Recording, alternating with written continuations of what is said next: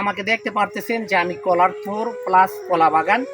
কলার থোর দিয়ে আপনার ভর্তা খাওয়া যায়, অত্যন্ত সুস্বাদু হয় যদি ভালোভাবে আপনার যে আদা রসুন এবং সুন্দরভাবে মশলা মিক্স করে করা যায়, প্রচুর ভাত খেতে পারবেন। এবং এই কলার থোর দিয়ে আলু কুচি কুচি করে এবং বিভিন্ন আলু দিয়ে এই কলা দিয়ে অনেক ধরনের ভর্তা এবং রান্না করা যায়। তবে কলার থোরগুলো গ্রাম বাংলাতে পাওয়া যায়। দেখেন মশলা দিলে তারপর বল্লা উঠতেছে, তারপর এইভাবে আসছে। কলাটা হচ্ছে অত্যন্ত দামি কলা, হমাই কলা, যে আমরা আশাবাদী যে পরবর্তীতে বড় হবে। এবং আল্লাহর অশেষ রহমত, কলার থোর আমার ব্যক্তিগত অনেক পছন্দ। এবং কলার থোর দিয়ে অনেক কিছু করা যায়, বিশেষ করে যে ভর্তা থেকে মাশাআল্লাহ হৃদয় অন্তর ভরে যায়। গ্রাম বাংলার ন্যাচারাল কলার থোর, হমাই কলা।